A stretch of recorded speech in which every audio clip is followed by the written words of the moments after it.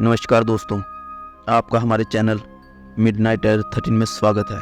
अगर आप हमारे चैनल पर नए हैं तो चैनल को सब्सक्राइब और वीडियो को लाइक ज़रूर करें। आज जो मैं आपको किस्सा सुनाने जा रहा हूँ वो मेरे दादाजी के साथ हुआ था। दिसंबर की कड़ी ठंड का समय था। घना कोहरा छाया हुआ था। दादाजी शहर के क्लर्क थे। उन दिनों सारे लोग जल्दी कार्यालय का काम खत्म करके घर की तरफ निकल रहे थे। दादाजी उस समय के बड़े अधिकारियों में से एक थे।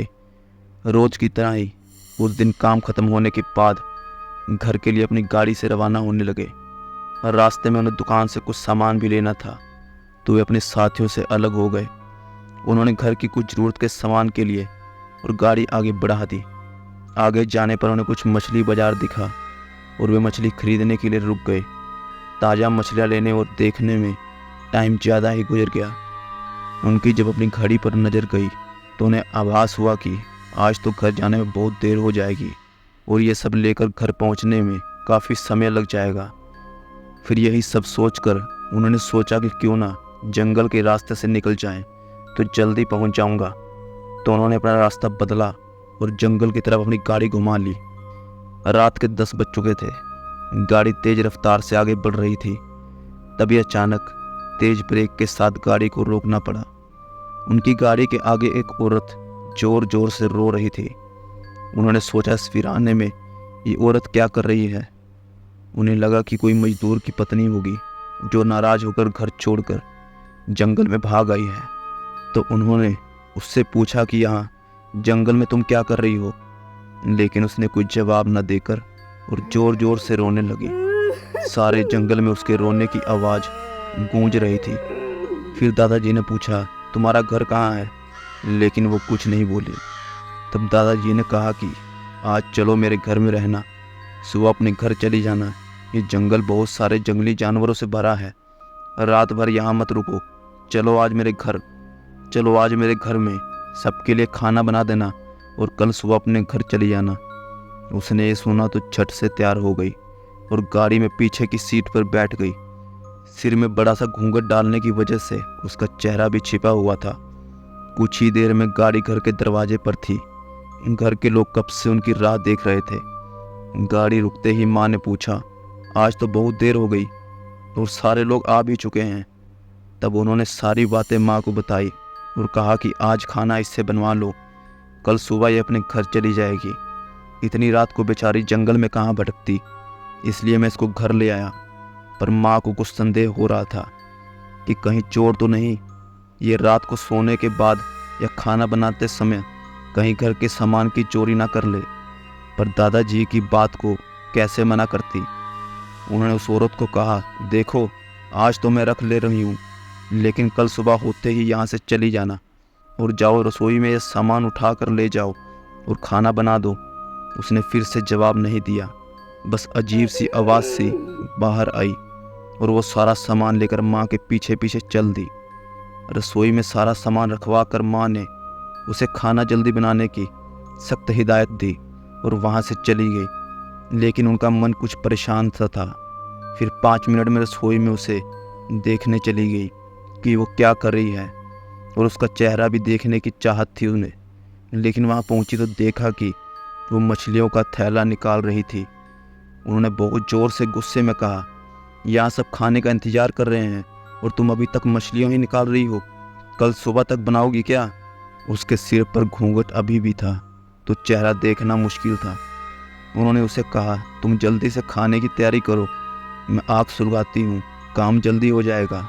और वे जल्दी से चूल्हे जलाने की तैयारी करने लगी। लेकिन साथ ही वो उसका चेहरा देखने की भी कोशिश कर रही थी।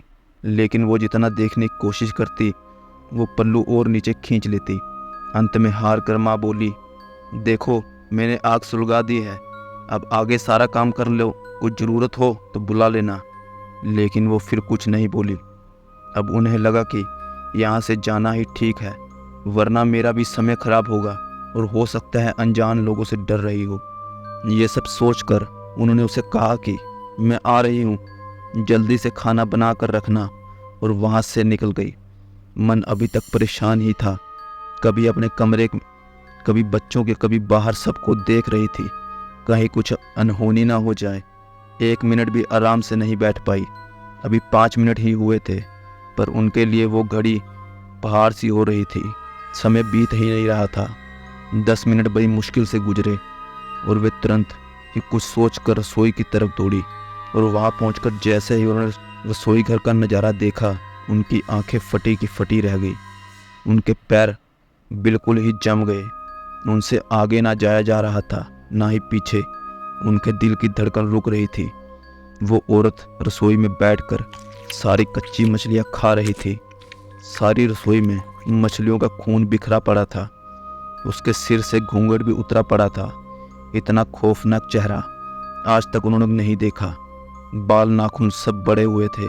मछलियाँ खाने में मगन होने की वजह से उसे कुछ ध्यान भी नहीं था और खुशी से वो अजीब सी आवाज़ें निकाल रही थी। आवाज़ें पूरे कमरे में गूंज रही थी।